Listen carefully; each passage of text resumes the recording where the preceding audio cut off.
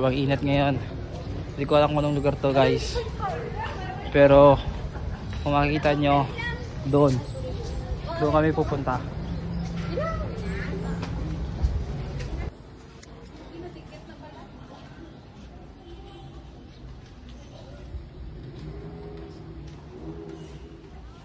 So this building was built during pandemic year 2020. This huge crown of our Blessed Mother, sinasabi dito, binabasa ko lang siya. Okay, so sinabi, this huge crown of our Blessed Mother, measuring 25 feet in height and 14 feet in width, is made of iron steel. This was handcrafted by one of the pioneering monks of Lendogon. O, kala ko London, pero hindi Lendogon. Okay, so yan po siya. Grabe, sobrang maganda yung lugar. Maganda yung lugar guys. So dito tayo, iikot pa tayo dito. Igala ko kayo sa lugar po na ito. Nagpapapicture, wait lang po.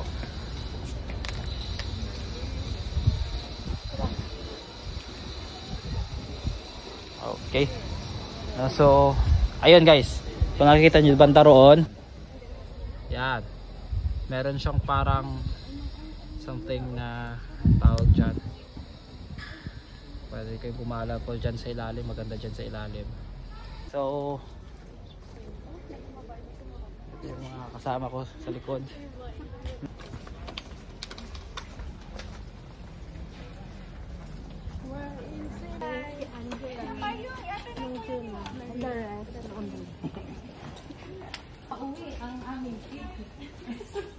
So meron pa dito sa taas. Sa taas dyan, meron pa dyan. Pero nakasarado siya.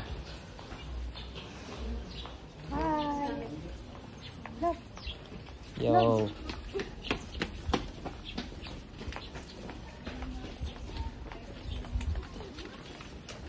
Yan, love. Dito. Love. Ayaw. Hindi na sila. 1, 2,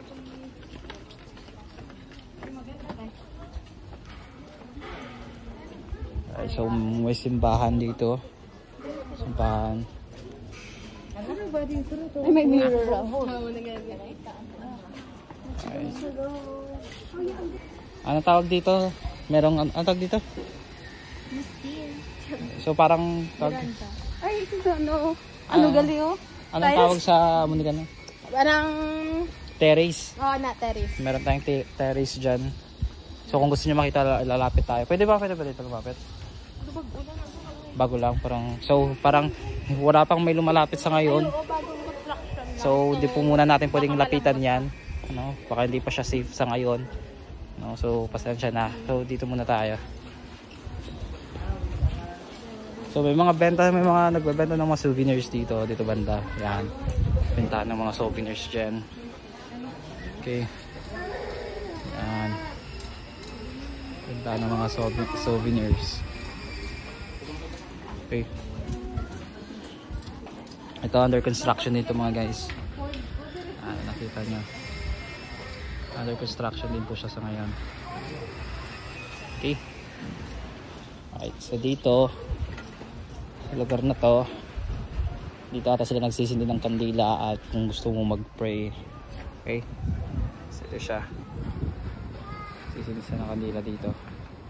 Yun. So kung nakita nyo, doon tayo galing kanina. Yan, dyan.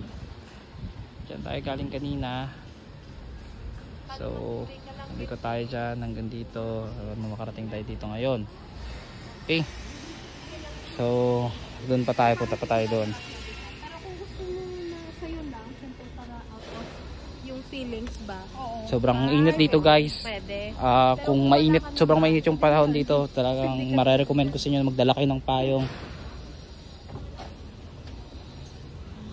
Yan. So ito yung harap guys. Yan. Siya. Sobrang taas niyan, grabe. Sobrang taas yan guys. Tapos sobrang init, recommendable talaga magdala kayo ng payong, grabe. Baka ma-heat stroke kayo dito. So dahil under construction to, hindi tayo makakadaan dyan, sarado po siya. Oh, dito tayo dadaan. So sumusunod lang tayo sa mga kasama namin doon. Okay. So maganda siya yung binibuild ngayon ng Cebu dito. Nakalimutan ko yung pangalan ng lugar nito. Mamaya tatanungin natin kung anong pangalan ng lugar. Nakalimutan ko, pasensya na. Dahil pagdating namin dito tulog ako. So biglang bumaba lang kami. So yun guys. Yan. Reconstruction siya ngayon dito. Yan guys. Yan. May mga dito. Statue. Statue tayo dito. Okay. Mataas po. Malaki. Mataas yung simbahan po na ito. Yan. Statue siya. Okay.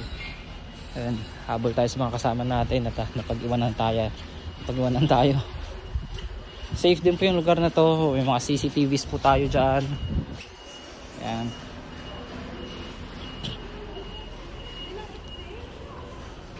Okay.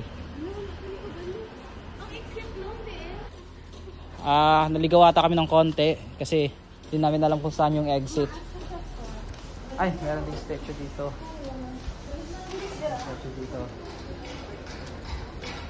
So hanapin muna namin yung exit guys.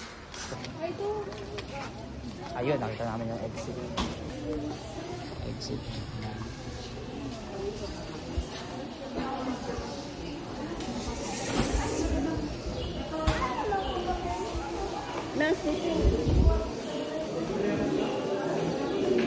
Alright, so ito yung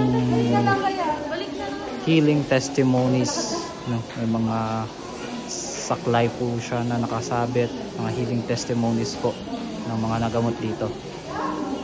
Mukhang babalik tayo ulit.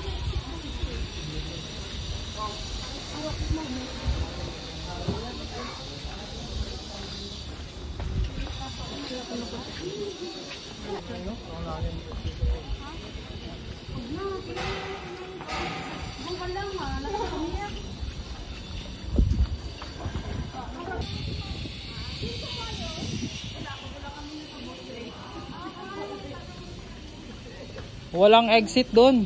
Walang exit. Ano lang kayo dyan?